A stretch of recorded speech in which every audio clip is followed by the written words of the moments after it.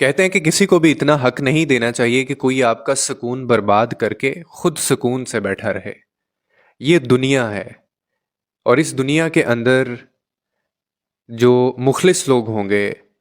جو اچھے دل والے، جو اچھی نیت والے لوگ ہوں گے، جو نبھانے والے لوگ ہوں گے، جو وفا کرنے والے لوگ ہوں گے، جو ایک دوسرے کا لحاظ کرنے والے لوگ ہوں گے، جن کے اندر منافقت نہیں ہوگی، جن کو منافقت نہیں آتی ہوگی، جو ہمیشہ رشتے نبھانے پہ یقین رکھتے ہوں گے، ایسے لوگوں کو اس دنیا میں بہت توڑا جائے گا، بہت بری طرح توڑا جائے گا۔ اور اگر آپ کی زندگی میں کوئی ایسا شخص ہے نا جو آپ کو بات بات کے اوپر ٹونٹ کرتا ہے، یا بات بات کے اوپر لفظوں سے وہ آپ کا دل توڑتا ہے، اور کچھ لوگ ہوتے ہیں وہ یہ مہارت رکھتے ہیں، تو آپ کو تو اللہ کا شکر ادا کرنا چاہیے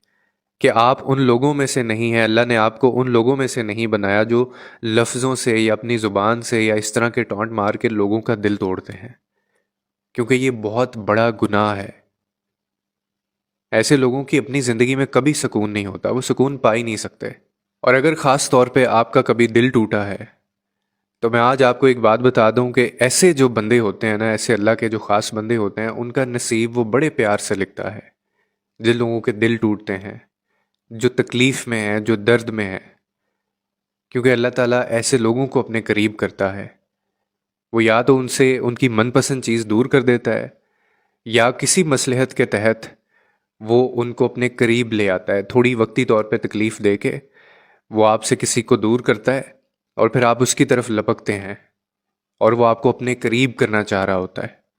تو اس بات پہ غم نہ کیا کریں کہ آپ کا دل ٹوٹا ہے، یا آپ کو کسی نے برا بھلا کہہ دیا ہے، یا آپ کو کسی نے ایسا ٹونٹ مار دیا ہے۔ یہ تو بہت بڑا ایک موقع دیا جا رہا ہے آپ کو آپ کے رب سے جڑنے کا۔ اور کیا آپ جانتے ہیں کہ جب اللہ تعالیٰ کسی کا دل توڑتا ہے نا، تو پھر اس دل کے اندر وہ دنیا کی محبت کو ختم کر دیتا ہے، اور اس دل میں صرف اور صرف ایک ہی محبت باقی رہتی ہے، اور وہ ہوتی ہے اللہ کی محبت۔ اور جب آپ اپنے معاملات اللہ پہ چھوڑ دیں گے تو آپ دیکھیں گے کہ قدرت جو ہے یہ اپنا کام کرتی رہے گی۔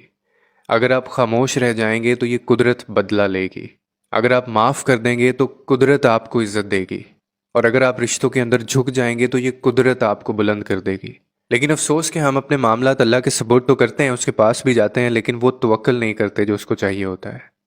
توکل کا مطلب یہ نہیں ہوتا کہ آپ نے اپنا معاملہ اللہ کے سپورٹ کیا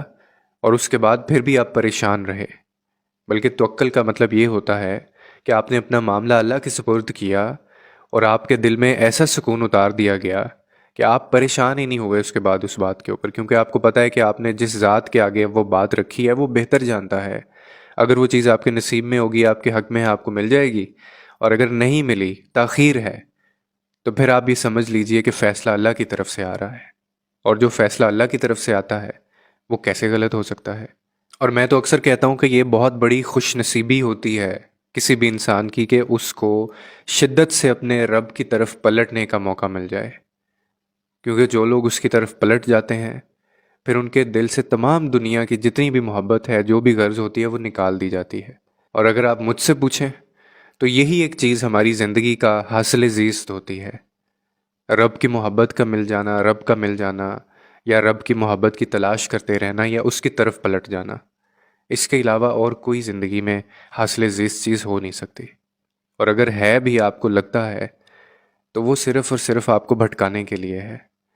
لوٹ کر ہم نے اسی ذات کی طرف آنا ہوتا ہے، اب وہ چاہے ہمارا دل توڑ کے ہمیں اپنے قریب کر لے، یا کسی مصلحت کے تحت ہمیں اپنے قریب کر لے، یہ اس کا فیصلہ ہوتا ہے۔ تو اسی لیے جو ٹوٹے دل والے ہیں نا لوگ،